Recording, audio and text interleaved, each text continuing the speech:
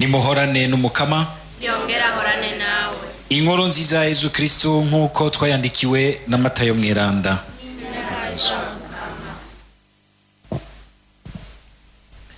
Muri iryo minsi Yesu yabariye abigishwa biwe n'ishengero ry'abantu ati: ni mwebwe munyu w'isi, none umunyu utagisosa, icyo usubiza ako kanovera cova hehe? Ntaco uba ukimaze, usigaye ari uwo gushiburira hanze abantu bakikandagirira. Ni mwebwe muco w'isi. Ntawe ushobora guhisha igisagara cubatswe mu itaba ry'umusozi, kandi nta n'udomeka itara ngo aryubike ku mubehe. Arishira nyabuna ahakirurutse, niho riheza rikaboneshereza abari mu nzu bose. Uko niko umuco wanyu wo kwibonekeza mu maso y'abantu, maze babonye ibikorwa vyanyu vyiza bakaninahaza so wanyu ahangamye mu ijuru. Dushimagize iri jambo ry'umukama.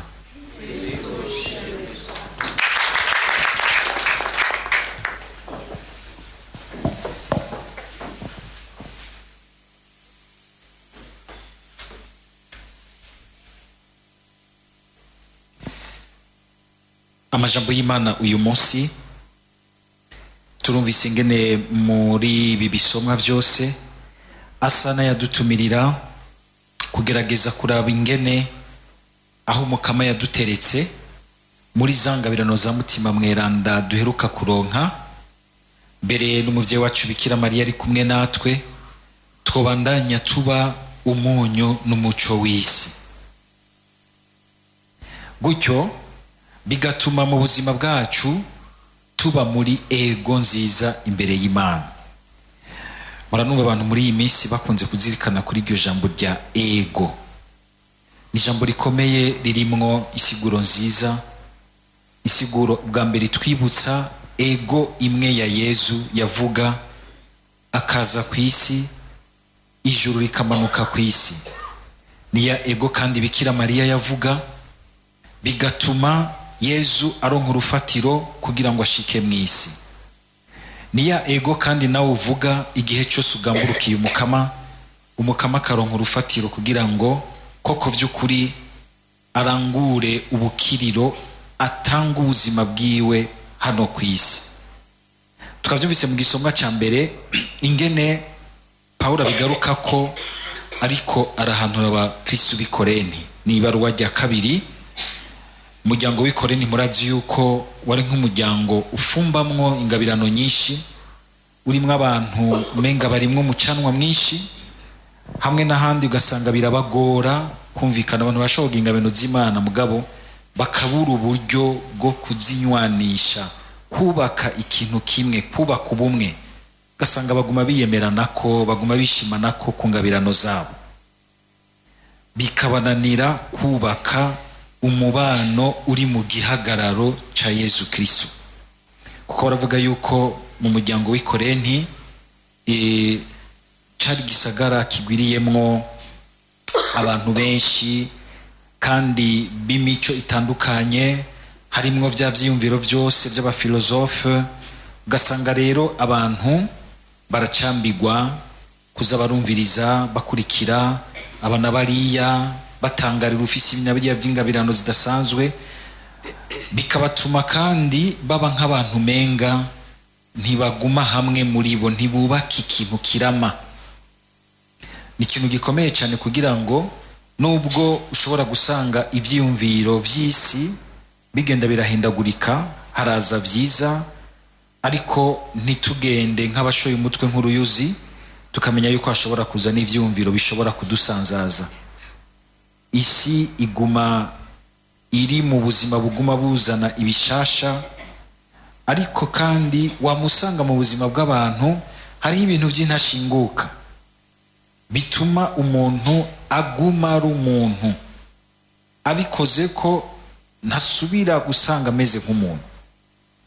Ni nk'uko kandi no mu vy'ubukristu bugenda burakura muri ubwo bubasha bwiza bwa mutima mweranda, ariko hariho ibintu vy'intashinguka umuntu avyirengagije agatangura kubica ku ruhande, asanga atagifisa agasosera k'ubukristo, asanga atakiri umuco mu bandi.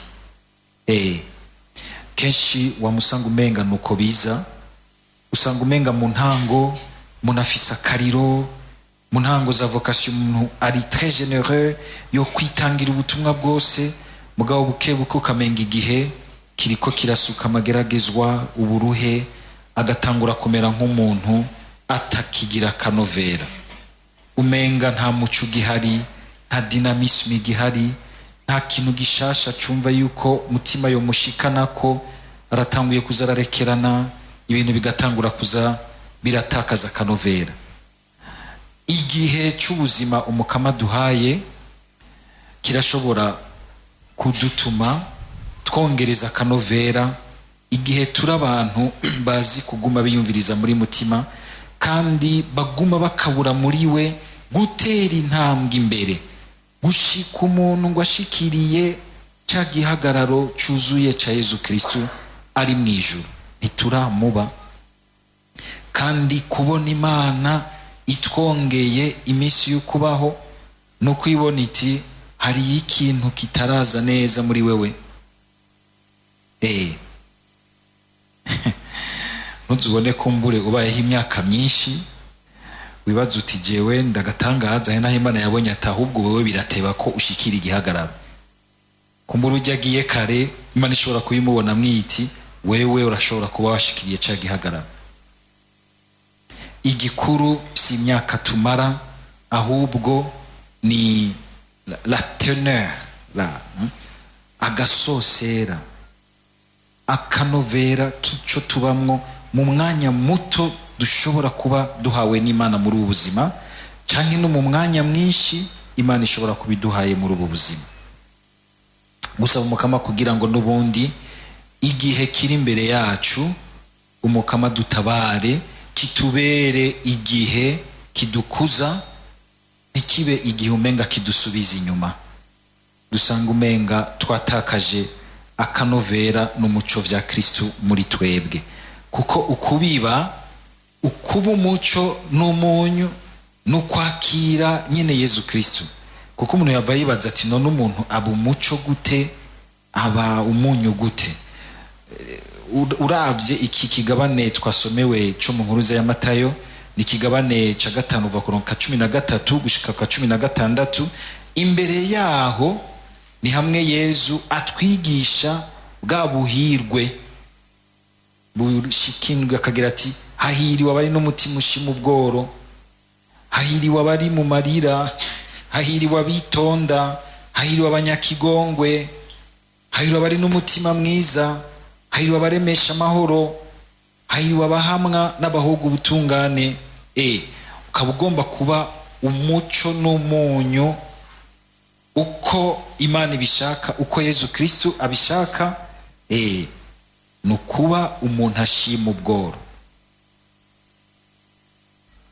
Aka kajambo barakunze bakagiriza abakristo, pati mwigisha ibintu bisinziriza abantu, hakubigisha kwiruka inyuma amafaranga ngo barondere ubutunzi, uguma mubasinziriza ngo bababoro.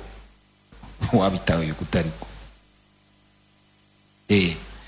Umutima ushima ubworo nuwe, nurya umenya kugira uti ubutunzi nivyo, ariko ndaburonderana umutima w'Imana.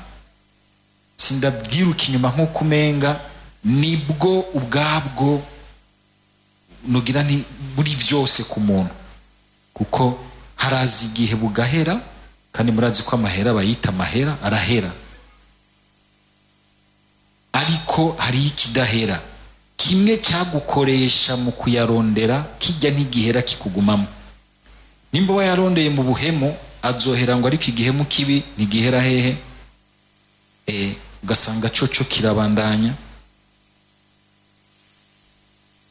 Murazi yuko nabo usanga umenga hariho bikenya mu byo barondeye babahambanye, haraza abarira basesa amosozi nk'ay'ingona, murenganye bagaca babazukura bakayibakuramo. Kajya mwibaza ko bajya bose baza gusezera ibiziga baba bazanye n'urukundo, ko nta koti bamuhambanye, ndabira ko atashenete.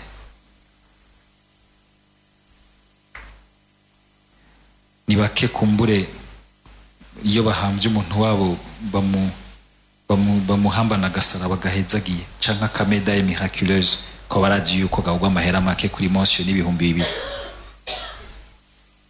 mugabo ni wamuhambana ikigurumete wagira uti iki kintu no kugira ngo ndamwereke iteka ari uwo munazoza kibona muzukura ati zana subi garuka nino jana hari umutima wakore wakubeshejeho ngaha kwisi.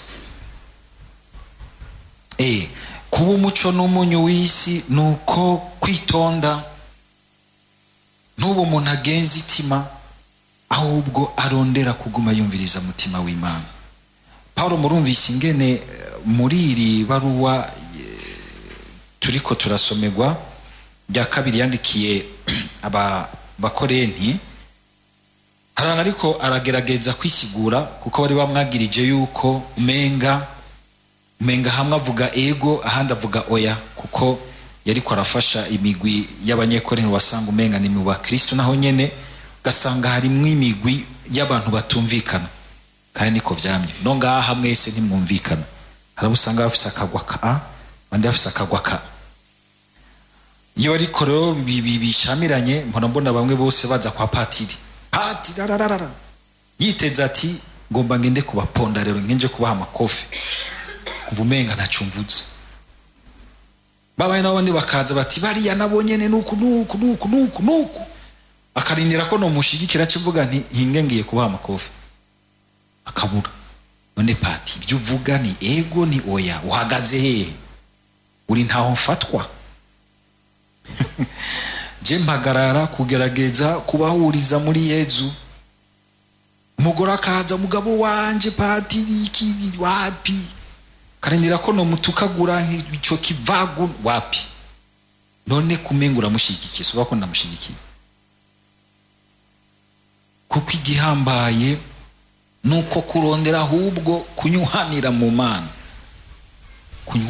Mana na mwumvise acababwira ati ego rondera kunywanira muri Yesu reka kugumubona umenga kugumukwegeri wawe kandi ugiye kubaza umuntu ugaca ushaka yuko mu bisanzwe hari igihe umuntu ubona umenga aje kukubaza atari uko agira ati dufashe gusubira guhurira muri Kristo ahubwo shigikira muri je uriya muntu tubanze tumuponde dufashe dusubire guhurira muri Yesu kuko twese hari ahantu hakomeye twahuriye muri Yesu no gushobora gusanga uyu kubera yuko avyumvise uku kubera ingabirano y'imeze uku undi akavyumva uku kubera ingabirano y'imeze uku urongo yabandi mu mubano mu muryango agategerezwa kuguma bose abazana muri Kristo bakumva ico bapfana mukumvirize neza gusumba ico bapfa.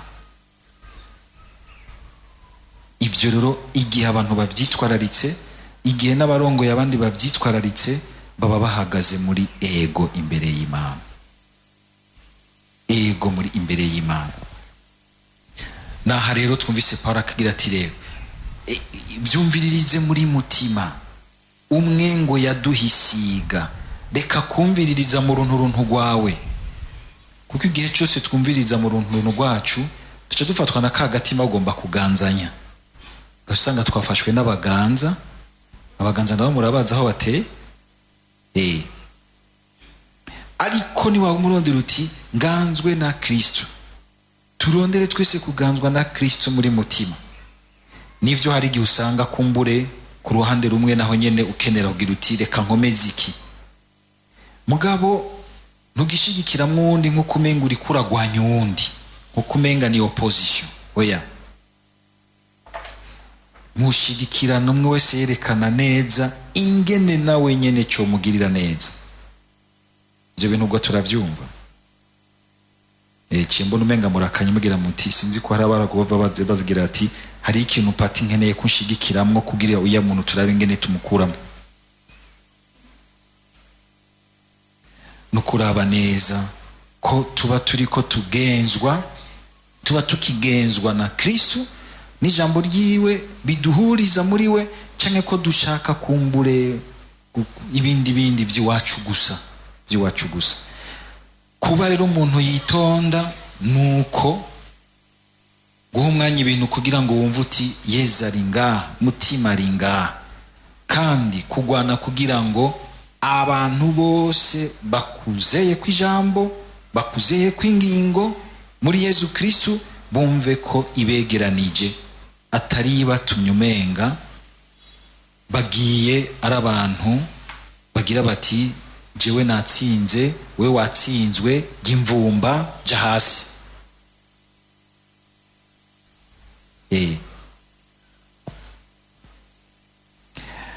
Kuba umunyu n'umuco w'isi kandi nuko kuba umuntu ashobora kuba ari mu marira meza. Hariho amarira meza, amarira y'abantu barushe bagwana barondera ngo igihugu kiveyo, gishobore kuronka ibitoro, gishobore kuronka imiti, bakarira bakagwana bakarondeza inzira, aho ushobora gusanga hari abandi nabo babipfunga kuko bariko bavyungukiramo, kuko bariko bakora ivy'amagendo. Abandi bariko bararira barondeza inzira.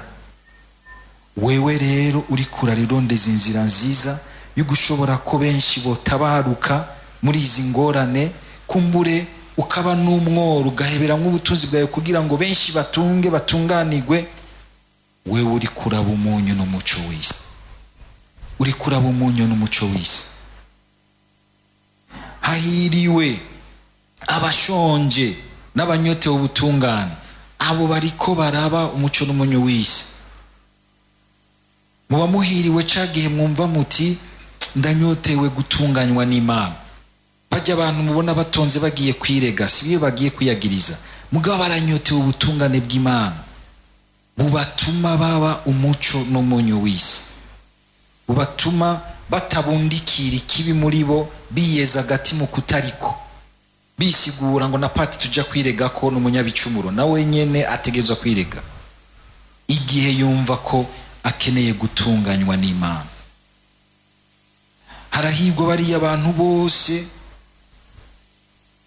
banyotewe ubutungane, bazira ubusa mugabo bariko bahagarariye ikintu ciza, ikintu gitunganye mu bandi. Hagahirwa abanyakigongwe, abamenya kurengera, bakaba umuco n'umunyu w'isi. Aho abantu batamenya kurengera ngo bamenye gusangira imbabazi z'Imana ntibikunda. Ariko nk'ubu gufata nk'umuntu yavukiye ni Bujumbura ngo agomba kugira ubuzima bumwe n'umuntu yavuye hariya mu Ruyigi mu Cendajuru, ivyo bintu nkibaza ko ari ibintu vyoroshe. Mutabaye abanyakigongwe ngo mumenye kurengeranira ibi na biriya bibatandukanya, mwumvirize Yesu Kristo. Umwe ashobore kuva ku gukunda agashitwa birenze ku buryo hakwa kurya n'uwundi, uwundi amenye kutagendera ku rutara, amenye kugendera muri bus. Aho ndiko ndavuga imico. Bizosaba yuko abantu baba abanyakigongwe, kumviririza kure, umuntu ntumuheze gusa mu bintu vy'amagara make yiwe, ntumurabe gusa nk'umuntu umenga nta kindi kimuranga atari bimunanira gusa, ko Imana ikimuteretse nuko igira iti ndafise nk'ikintu wi positive cyiza. Lo wi ni positive, ari mw'ikintu ashobora kuvamwo cyuko ashobora kuvamwo ineza kubw'abandi. Mugabo bizosaba yuko tutaguma tumwemeza tuti uri mubi akaguma aba mubi hagati yacu. Abo bantu rero bazi ahubwo kubona icyiza kiri mu bandi, bakaba abanyakigongwe, bakakiduza mu wundi akaba mwiza, abo barahiriwe. Abo bariko baraba umuco n'umunyu w'isi. Hagahirwa baremesha amahoro, abemera guhamwa bahoga ubutungane, hakuguma batunzwe n'ibiturire, kunyikiza no kurya amafaranga y'amadiri atariyo. Abantu bemera kuzira ikintu gitunganye, ikintu kigororotse imbere y'Imana. Ono umuco n'umunyu w'isi barimwo ingabirano y'ubwami bw'Imana. Dusabe natwe umukama adufashe kuba bene abo bantu, kugerageza ntitubiba rimwe ngo tube duhejeje. Wamusanga umenga n'intambara ya misi yose no kuguma tugwanya wa muntu wa kera, wa muntu w'urunturuntu, wa muntu w'ibikomere vya kera, tukarondera tukareka Kristu akaza aradukuza, akaza aradukomeza, akaza araduha igihagararo ciwe.